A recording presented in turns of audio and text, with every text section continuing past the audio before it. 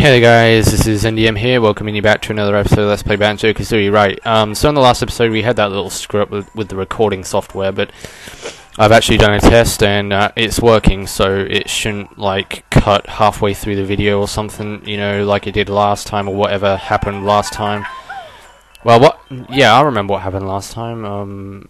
I made a cut, and then when I thought I made the cut, because I wasn't recording obviously when I made it, but then I was going to resume the recording after the cut, and that's when the video actually cut in. So there was no video previously of all the stuff that I was doing before, like doing the boss and collecting all the jiggies and stuff like that, which was the majority of the video. It was 20 minutes of recording just gone, and then I was going to do the fan room, but that's when the video cut in, and I only recorded like 2 minutes, and that's why I was like, why is there only 2 minutes of footage here? There should be at least about like 20 minutes of footage. But no, there was just one video with 2 minutes of worth of recording, and I was like, where the hell did the rest of the recording go? But I think that's just because something was going on with the laptop, like, I don't know, well, the emulator sometimes exits out of itself when I start recording, and that's when I have to stop recording, because you can't record with fraps in a miniature box. You have to have it on full screen, you have to have the emulator on full screen. You can't record with it minimized, basically, in like a small window screen. Right, okay, so we just got ourselves the Honeycomb Piece from World 7, which is what I said that I was going to do in the last episode, and we've also got some jiggies to collect before we go to World 9's painting. And one of which is in this room, actually, so we need to find out where the flight pad is, or do we actually need to do the running shoe thing again and try and get down here as fast as we can with those, which I think we do, because there's no way we're going to get into that eye without it, so... Okay, so we're going to make a trip back to World 5's entrance again to activate the flight pad by hitting the switch.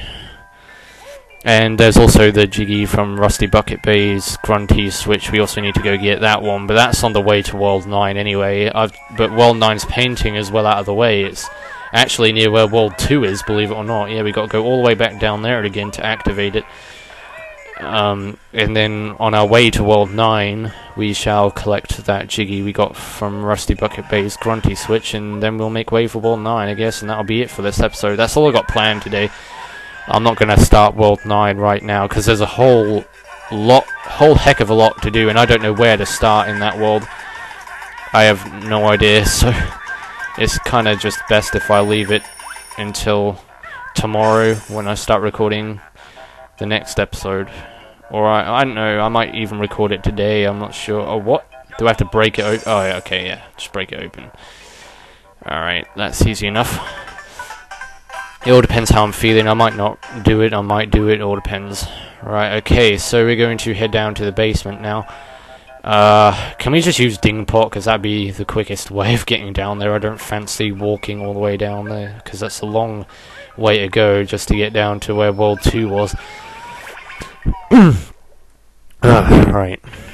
So yeah, like most of the paintings in the castle are like right near where the world is, but this one on the other hand isn't. It's right down here. So we got, well, no, it's not down there because that's the entrance, but it's up here, isn't it? Because that's where World 2's painting is and World 3's painting. What the hell? You can't even get up this slope, dude. You're running circles around it. Okay, alright. So, if you remember, there's a pool of water down here. Well, there's a tunnel as well, so we're going to have to swim underneath that. And I believe there's also a Mumbo token in around here somewhere too, in where World 9's painting is, in the room where it is. It's on one of the tree stumps, or behind one of the tree stumps. I think this is it, actually, around here. You find yourself a... Oh no, okay, you find yourself an extra life. I thought you found yourself a Mumbo token, unless it's another tree stump that I'm thinking of, because there's a whole bunch of them in here. No, there's a gold feather there. How about around here? This side? Nah, she's blocking it with her fat ass. Can't get round the... Oh, there it is, I found it. Alright, so yeah, I do remember that there was a Mumbo token in here. Okay, so... Wait a minute, what? Well, where's the jiggy? Wait, what? There's no jiggy switch. We can't actually put the jiggies on the painting without the jiggy switch. Oh, you are an idiot. You really are an idiot. Oh, okay, we are supposed to be heading up to World 9, the entrance to it, because there is a switch. I do remember now. Yeah, like, just seeing that there, I was kind of befuddled to the fact that there was no jiggy switch, and it just clicked in my mind that, yeah, there is a jiggy switch that you have to press to make the jiggy panel appear, so then you can put the jiggies on the painting. Oh god, right, okay, which would be the quickest way? Well, we're gonna have to go back down here again, aren't we, to get back to where the giant grunty faces. Oh my god, right. I should have remembered that, and then I wouldn't have made that mistake. I think there's going to be snow the next few days, I'm not sure. It's actually quite cold outside, but it's warm in here, and I hate warmth. I don't mind warmth, like, warmth is different, but humidity, it's the humidity that gets to you. It's not the warmth, I like the warmth. It's just when it gets humid, is when things start getting really horrible, and it does affect my commentary, and it does in the summertime too, because when it gets humid in the summertime, it just drains out your energy and your stamina to keep on talking. And because basically what humidity is when there's not enough oxygen in the air, because like the warmth is so dense that, because when you're in a warm room, the oxygen particles become really tight, so like there's not enough air to get around. Alright, so we just got World 8's jiggy from the grunty switch.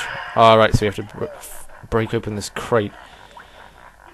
Okay, so, alright, there should be a switch up here. Water switch, yeah, another water switch, which will rise the water in this room this time, so we can get up to higher places. I think this is actually where the World 9 entrance is. Ah, dude. What the hell? Yeah, you have a timer as well, but like, this is really all where you want to go. I don't think you can go higher, actually. Let me have a look and see. Can we go higher? No. Well, why would it only give you 23 seconds just to get there? Like, seriously, is that it? 23 seconds? Oh god, no. No! No! We got these things! Are we gonna get through this? Well, let's try and use our gold feathers. Well, if we kill all of them, we can get our honey back. So, there's that one blocking the way, damn it. Oh well.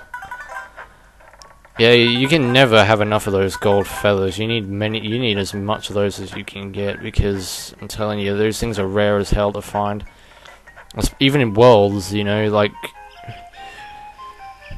huge worlds like this that we're coming up to now, even then, the gold feathers are still very hard to come by, and you'd think that in a huge world like World 9, well, you'll see when we get into it. I'm not going to spoil anything for you now, but when you get in there, you'll see how big it is compared to all the other worlds, because you have different options and different areas to go to. It's kind of hard to explain, but yeah. Right, so World 9's jiggy panel, I think, is in here, isn't it? Yeah, it is. Right, okay, so this is what's going to make the jiggy panel, not the ginny, the ginny panel, the jiggy panel appear. So now we can fill in the painting. Alright, okay. Alright, where does this take us? I've completely forgotten where this takes us. Is it gonna? I think it might take us back to the room where the... Yeah, it's gonna take us back in here. There's a Mumbo token. Yeah, there is a high platform up there, as you can see, that there was a higher platform over the Mumbo token, where we got the Mumbo token. There's like a high platform to the right-hand side. Yeah, there's nothing up there. You can't reach that high, because the water doesn't go that high, and there's no other water switches besides that one, so... Yeah, it actually struck me the first time. I was a bit curious to see what was up there, but I tried, and you can't, because there's no... If there was a flight pad, I was about to say flight plaid, no, flight pad in that room, you could probably get up there, but No, there is no flight pad, so you can't get up there. My filthy bed rash. What? I never wash. I save my cash. What?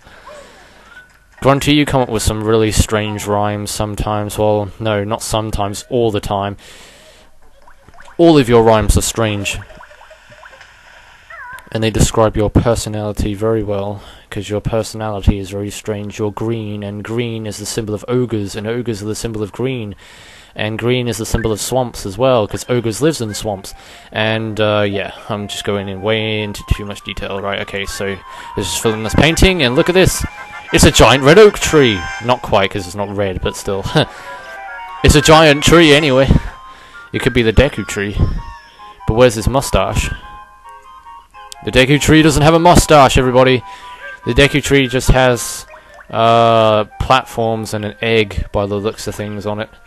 Yeah, there's a white egg on the top of the picture there. And there's Mumbo's skull, as you can see on the painting. And that's actually where Mumbo's skull is. So what you're looking at right here is pretty much the overlay of what World 9 actually looks like. That's actually quite cool looking, actually. Right, okay, so we're gonna stop admiring the picture here and make way for World 9, I guess. Yeah, stop admiring the picture art. It's not as if Leonardo da Vinci portrayed it.